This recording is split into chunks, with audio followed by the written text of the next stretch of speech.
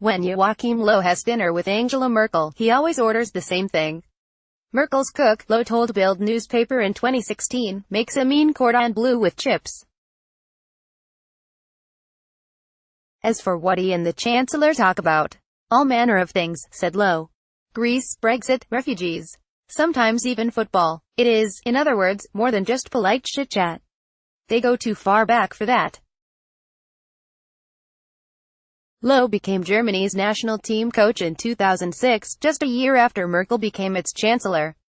For over a decade now, the two of them have been Germany's most recognizable public figures at home and abroad, and both have left their mark. In football as in politics, the last 15 years have seen Germany haul itself away from many of old habits, old certainties. More often than not, it has been Löw and Merkel doing the hauling. Both have been in their current job for over a decade. Both have defied initial skepticism. Löw is the 9th Germany manager since the Second World War, and, if you count the 9-day caretaker reign of Walter Scheel in 1974, Merkel is the 9th chancellor. Both are Christians and both are from the farthest flung corners of Germany, Merkel from its Protestant northeast and Löw from its Catholic southwest. Most importantly of all, both are modernizers. Löw, even had he not won the World Cup, would have gone down in history as the man who made aesthetes of German brutes. Under his tutelage, the national side was transformed in the global perception from a team of Harald Schumachers and Stefan Effenbergs into a team of Philipp Lahms and Mario Götzes. Snarling, red-faced efficiency was traded for boyish, even flawed creativity. By 2014, Löw even had them playing a sort of tiki-taka, attempting the first half of the tournament without a classic number 9 and with Philipp Lahm in central midfield. You only win trophies if you play attractive football, Löw told 11 Freunde in 2012. For him, playing beautifully was not at odds with the old tradition of German efficiency and relentless winning, it was the only way to keep it going. Continuity and change, as the historians call it, has been Merkel's business too. For 13 years, she has overseen a political project which has repositioned Germany's Conservative Christian Democratic Union (CDU) as the party of the respectable and progressive center. It was a dramatic transformation. Social conservatism runs deep in Germany. Rape within marriage, for example, was only criminalized in 1998. Under Merkel, its major center-right party has legalized gay marriage, briefly been a world leader in environmentalism, and welcomed thousands of Syrian refugees. The CDU's latest party slogan is simply, the center. Read, Bayern Munich, Kurt Landauer, and a defiance of the Nazis. To understand both Löw and Merkel's revolutions, we must go back to the autumn of 1998. In November, just after the CDU had suffered the worst election defeat of its history, newly elected Vice Chairman Christian Wolff called for a root and branch reform of the CDU. His argument, that the party had to move forward to stay relevant, set the tone for the next 2 decades. A month before Wolff's speech in October 1998, the German DFB unleashed the first wave of its now world-famous reform program, an overhaul of youth development at both club and national level. At the time, Der Spiegel called it the biggest restructuring in football since the introduction of professionalism. History would prove them right, as German football at club and international level flourished under wave after wave of new young talent. Both the DFB and the CDU were reacting to a dramatic shift in the world. For the association, it was the rampant commercialization of the world game and the unstoppable rise of pressing football. For the political party, it was the fall of the Berlin Wall, globalization, and the post-Cold War order. Helmut Kohl's party had guided the country through reunification but had proven ill-equipped for its long-term consequences.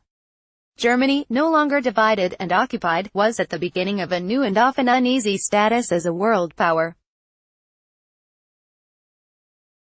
Löw and Merkel were by no means the vanguard of these revolutions. They came later, both as successors to more immediately charismatic leaders. For Merkel, that was the SPD's Gerhard Schröder, for Löw it was Jürgen Klinsmann. Schroeder's economic reforms, and his slightly sleazy charm, were to politics what the Americanized Klinsmann was to football, a breath of fresh air, but one destined to turn sour at some point. Schroeder's sweeping reforms saw him punished by the voters, while Klinsmann jumped the gun, bowing out after the summer fairy tale of the World Cup in 2006. He would later fail dramatically at Bayern Munich. So began the eras of two figures who would come to define modern Germany, though neither started with much fanfare. Löw, whose club career had stalled after winning the DFB Pokal with Stuttgart, was respected as the tactical brains behind Klinsmann's charisma, but was also the subject of skepticism. Far from the stylish, man-of-the-world persona he now commands, he was then pigeonholed as something of an overly friendly country bumpkin. The thick Baden accent didn't help, and neither did his nickname. Jogi and Hansi, it sounds more like a pair of budgies, scoffed build of Löw and assistant Hansi Flick. Even as late as 2009, Die Zeit characterized him as the nice Mr. Löw, a man lacking the mental toughness of his predecessor. Read, did the traditional German leader disappear with Philipp Lahm? Merkel, too, was underestimated. For years, as Families and later Environment Minister, she was Kohl's girl, a supposed lightweight stuck in the enormous shadow of the enormous Chancellor Helmut Kohl. Even later, as she distanced herself from Kohl in the wake of the CDU donations scandal, she remained the dour East German with no charisma and a bad haircut. A few months before losing to her at the 2005 election, Schroeder sneered that Merkel's speeches in Parliament were boring. If the media values charisma above all else, though, the German public are largely suspicious of it. Germany prefers the authority of the academic to the charm of the career politician. It loves nothing more than an expert. Merkel, with her PhD in quantum chemistry, and Löw, with his rather more humble command of the tactics board, our experts. While Merkel changed her hairstyle, and Löw, with his tailored shirts, fast cars and perennial cup of espresso, allowed himself to be reimagined as a style icon, their success is largely based on substance, not style. Neither are prone to grand, inspiring speeches. Both, at a press conference, speak with a similar, methodical lilt, Löw with the S's of the Southwest, Merkel with the round vowels of the Northeast. Neither are prone to rambling or raising their voices. Both voices have become as recognizable as a family members over the last decade. If Merkel has always been cast as muddy, the mother figure, then Löw is a visiting uncle, a voice one recognizes partly because you don't hear it every day. In both figures, the German public have a guardian angel whom they feel they can trust to guide them through radical change. Perhaps the biggest change of all, or perhaps perceived change, is not tactical or political, but demographic. Schroeder's reform of dual citizenship laws allowed more people of non-German heritage to take German passports. It didn't take long for that to filter into the national team, which almost overnight became a melting pot of various backgrounds, from Turkish to Albanian via Tunisian and Ghanaian. Löw's team is that of modern, multicultural Germany. He himself was awarded the Bambi Integration Prize in 2016. Merkel, of course, once described multiculturalism as a failed approach, but she is also the chancellor of a Germany known more than ever for tolerance and internationalism. Not just because of her often misdescribed open-door policy on refugees, but also in her fierce defense of Christian Wolff's one-time assertion that Islam belongs to Germany. There are some who will object at this point. Löw may be a football visionary, they will say, but let's not cast Merkel as a liberal revolutionary. As Der Spiegel once put it, Merkel approaches politics as if she is trying to get rid of hiccups. She famously governs by consensus, performing near 180-degree turns on nuclear energy, refugees and even broad economic policy when she feels the public is not with her. That, in many ways, is the secret of her success, an incredible ability to appeal to the broadest possible market, thereby steadily establishing her party as the only major force. Her advisors called it asymmetrical demobilization. Martin Schulz called it an attack on democracy. Read, How Germany Became an Example to the World of Football. But is Löw any different? Tactical genius, he may be, but he is no ideologue in the manner of Pep Guardiola or Rinus Michels. It was not until 2010, after a second successive tournament defeat to Spain, that he began to mold Germany as a possession-based team. Likewise, he has reverted to a more angular approach in the wake of Germany's capitulation to French counterattacks in 2016. He, like Merkel, is the eternal pragmatist, always adapting to a changing situation. It is what has kept both of them in power for so long, and why discussions of either of them stepping down always lead to the same question: who else? Here, though, their paths certainly do diverge. All political careers end in failure, but in football, the opposite is true.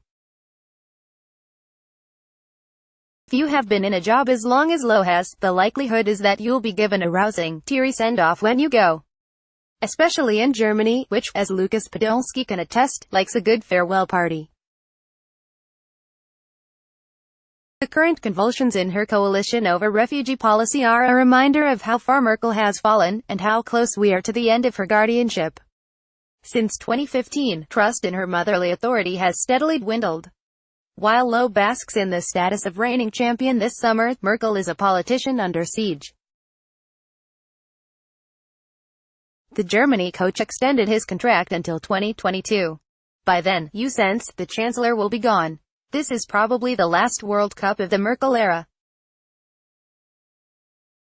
After the World Cup final in 2014, Merkel came into the dressing room, she had a drink with us, and she was so natural, gushed Löw recently.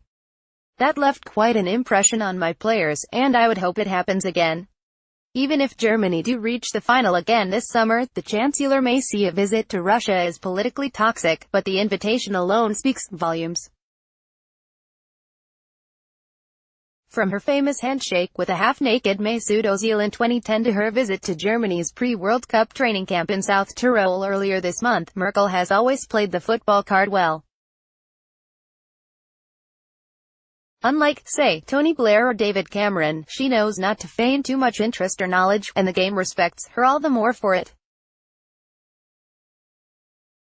If she does go to Russia, it may be her last flirt with football, but it will not be the last time she sees Löw. Both have been stalwarts of each other's tenures, and both have spent over a decade reimagining a nation. One suspects that in the coming years, there will be more invitations exchanged, that Joachim Löw has not eaten his last cordon bleu with chips. By Kid Holden at Kid Holden Tags, Bundesliga, Germany, Löw, Merkel, World Cup.